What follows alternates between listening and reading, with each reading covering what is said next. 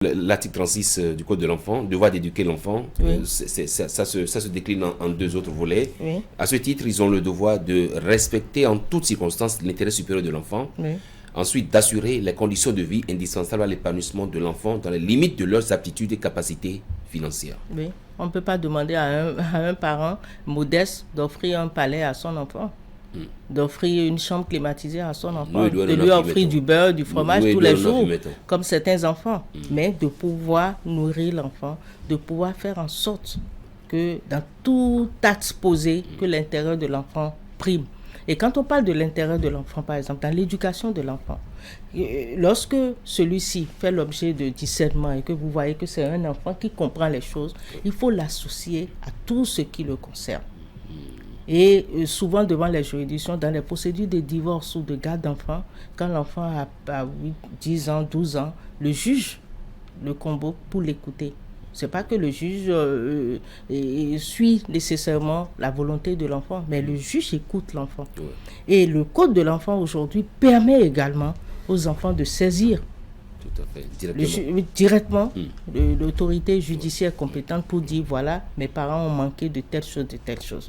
Donc quand on parle de l'intérêt supérieur de l'enfant, on voit ce qui est fait dans l'intérêt de l'enfant pour son épanouissement et son bien-être. Donc, devoir d'éduquer les enfants, c'est le devoir de les accompagner, de faire en sorte que leur intérêt supérieur ne soit pas sacrifié. Autre devoir, le devoir de guider l'enfant, le devoir de fournir des conseils à l'enfant, de l'administration, de la discipline. Voilà, le devoir de guider l'enfant, je voudrais le dire, nous avons aujourd'hui des enfants très précoces qui ont le bac à 15 ans, 16 ans. Oui, c'est ça surtout. C'est le devoir des parents de discuter avec l'enfant. Ce n'est pas parce que je suis avocat que mes enfants seront avocats. D'ailleurs, je suis avocat, mais je n'ai aucun enfant avocat. Il faut laisser les enfants faire leur choix et les accompagner. On peut dire, ah oui, ce choix que tu fais, voilà les conséquences et autres, mais être là, que l'enfant se sente guidé, aidé dans son choix par ses parents. Qu'on ne s'impose pas à l'enfant. On ne s'impose pas à l'enfant. De toutes les façons, vous en avez vu des enfants chez qui les parents ont été exigeants, tu dois faire ci. Quand j'ai écouté l'histoire de Cécile, mais un peu, qui vous a dit que pendant longtemps, elle a eu son diplôme, mais elle est venue leur remettre ça. Et ce qui est sa passion, elle est en train de vivre ça aujourd'hui.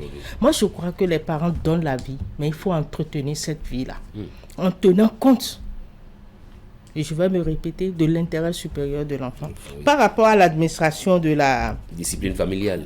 Voilà. Et contrairement à ce que les gens, les tests sont là. On peut punir autrement l'enfant. Ce n'est pas en donnant des coups à l'enfant, les stigmatiser. Moi, je vous raconte peut-être ma vie. Oui, allez-y. Un jour, le directeur d'école, qui est un oncle à moi, un cousin à mon père, j'étais dans sa classe au CM2. Et pour rien, je ne sais même pas ce que j'ai fait. Il m'a fessé bien bon. Hein. Quand je me suis levé, j'ai pris son sac. Et je dis, tu viendras chercher ton sac chez mon père. Tu lui diras pourquoi tu m'as tapé. Parce que c'était... Depuis que je lui ai fait ça, il a compris que il ne faut pas taper pour taper. Parce qu'il m'a donné plus de coups que les autres, tout simplement parce que j'étais... Que vous étiez sa fille. Et je lui ai dit non. Et il a été obligé, parce que si je ne prenais pas son sac, il ne viendrait pas. Donc j'ai dû prendre son sac en courant devant moi, jusqu'à aller amener le sac à mon père. Il viendra te dire ce que je lui ai fait. Donc, là, ça m'a gêné, j'ai eu honte. M'étaler sur un banc, me donner des fessées devant tout le monde. Et des fois, vous voyez des enfants qu'on attache. Oui, c'est ça. Qu'on tape, ou bien une fille déjà en pleine adolescence, on l'oblige à se laver devant tout le monde dehors, on écrase du piment, l'humiliation, il faut éviter dans la punition l'humiliation et la stigmatisation de l'enfant.